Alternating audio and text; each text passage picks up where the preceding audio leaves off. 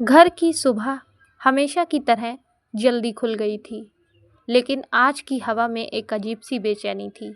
आंगन में झाड़ू लगाते हुए बड़ी बहू कविता बार बार पीछे मुड़कर देख रही थी, जैसे कोई उसके पीछे खड़ा हो, लेकिन वहां सिर्फ खामोशी थी। वही खामोशी जिसने पिछले कुछ महीनों से इस घर में अपना साया फैला रखा था।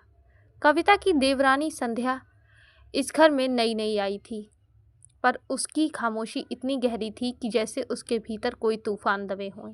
वही बात कम करती, नजरें झुकाकर चलती और सबकी हाँ में हाँ मिलाती। घर वाले कहते नई बहू है, समय लगेगा, लेकिन कविता इस लड़की के चेहरे पर सिर्फ शर्म नहीं, कोई कहानी दबी है। शाम को जब संध्या चाय बनाने रसोई में गई तो बर्तन की आवाज़ कुछ ज़्यादा तेज सुनाई दी। कविता समझ गई कि आज फिर संध्या रो रही है, लेकिन हर बार की तरह वह जाकर उससे पूछ नहीं पाई, क्योंकि संध्या का जवाब हमेशा वही होता, मैं ठीक हूँ भाभी, सच में ठीक हूँ।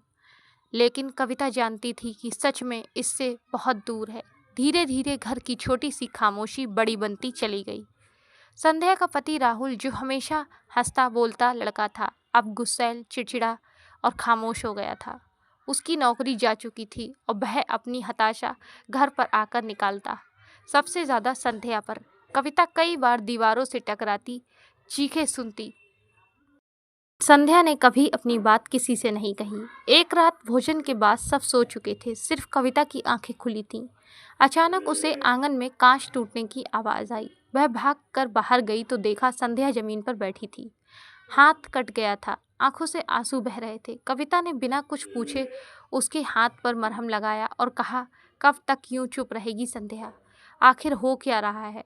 संध्या ने उसकी ओर देखा, मानो पहली बार किसी ने उसे सच में समझा हो, लेकिन उसने सिर्फ यही कहा, मेरी गलती नहीं है भाभी, मैं ही ठीक नहीं हूँ।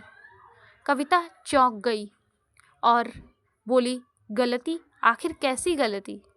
संध्या ने आगे कुछ नहीं कहा। दिन बीतते गए, घर की हवा भारी होती गई, संध्या और कमजोर। राहुल का गुस्सा और बढ़ता गया। कविता का मन हर वक्त कहता, संध्या कुछ छुपा रही है, लेकिन क्या? फिर एक दिन आखिरकार सर चापने आ ही गया।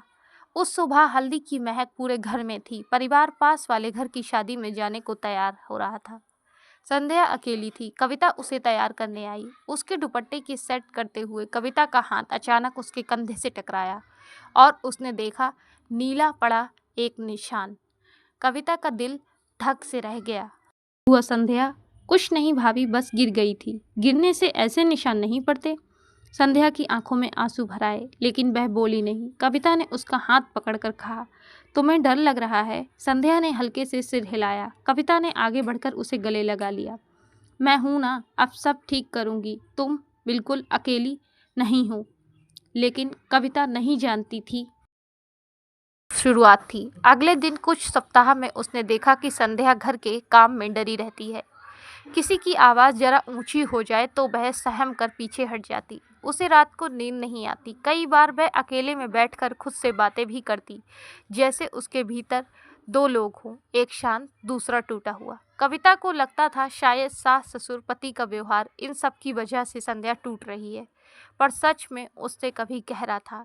फिर एक दिन संध्या अचानक गायब हो गई। सुबह सभी को लगा वह शायद किसी रिश्तेदार के घर गई होगी, लेकिन जब तक उसका कोई सुराग नहीं मिला, घर में हड़कंप मच गया। राहुल गुस्से में पागल हो चुका था, लेकिन कविता को कहीं नहीं कहाँ अंदाजा था संध्या जानबूझकर गई है, लेकिन कहाँ। शाम को जब पुलिस आई, घर का माहौल और भारी हो गया। सब पूछते रहे, कोई जवाब नहीं मिला। रात को अचानक बाहरी दरवाजे पर दस्तक हुई। कविता भाग कर गई। संध्या थी, लेकिन वह अकेली नहीं थी। उसके साथ एक बूढ़ी औरत थी, जिसकी आंखों में गहरा दर्द था। ये मेरी माँ है, संध्या ने धीरे से कहा। अब बिल्कुल हक्के बक्के रह गए, क्योंकि सबको बताया गया था कि संध्या के माँ बाप नहीं हैं। संध्या की माँ की आवाज़ टूटी हुई थी। हमने इसे इसलिए दूर भेज दिया था क्योंकि इसके अतीत का बोझ बहुत भारी था। कविता का दिल तेजी से धड़कने लगा। कौन सा अतीत, कौन सा सच? संध्या की माँ ने बैठते ही कहा, मेरी बेटी शादी से पहले बहुत कुछ झेल चुकी है। एक हादसे ने इसकी हिम्मत तोड़ दी थी। हम चाहते थे शादी के बाद शायद इसका दर्द कम हो जाए, लेकिन हमने कभी भी नहीं कि इसकी चुप्पी अंदर से खा जाएगी। संध्या रो पड़ी। भाभी, मैं मजबूत नहीं हूँ, मैं सच में बहुत टूटी हुई हूँ। मैं अपने पति से नहीं डरती, मैं अपने अंदर की चीखों से डरती हूँ। कविता ने उसके चेहरे पर पकड़ कर कहा, संध्या, दर्द कमजोरी नहीं होता, उसे छुपाना कमजोरी है। आज तुम्हारा सच तुम्हें और मजबूत बनाएगा। उस रात पूरा घर पहली बार संध्या का सच जान पाया। उसके अतीत के घाव बहुत गहरे थे, लेकिन दोष उसका नहीं था। अब राहुल को भी समझ आया कि वह ताशा ऐसे इंसान पर निकाल रहा था जो पहले से ही दर्द में डूबा है। उसने रोते हुए संध्या से माफ़ी मांगी। घर में एक लंबी खामोशी फैली, लेकिन इस बार ये खामोशी डर की नहीं, समझ की थी। कविता ने संध्या का हाथ थाम कर कहा, आज से तुम इस घर की देवरानी नहीं, मेरी छोटी बहन हो। मैं हूँ तुम्हारे साथ और अब तुम्हें किसी चीज़ से डरने की ज़रूरत बिल्कुल भी नहीं है। धीरे धीरे संध्या ठीक होने लगी। उसकी मुस्कान लौटने लगी। वह घर में घुलने मिलने लगी और उसके अंदर की आवाज़ें शांत होने लगी। पिछली जंजीरें ढीली पड़ने लगी, क्योंकि असल जीत तब हुई जब संध्या ने एक दिन कविता से कहा, भाभी, अब मैं अपनी कहानी किसी और टूटे हुए दिल को बताना नहीं चाहती, ताकि कोई और चुप ना रहे। और उसी दिन कविता ने समझा, कभी कभी एक छोटी सी समझ, एक छोटा सा साथ किसी की पूरी ज़िंदगी बदल देता है। दोस्तों, उम्मीद करती हूँ आपको ये कहानी पसंद आई होगी, तो हमारे चैनल को सब्सक्राइब करना बिल्कुल मत भूलना। कल फिर मिलेंगे एक ऐसी ही नई दिलचस्प कहानी के साथ। तब तक के लिए धन्यवाद।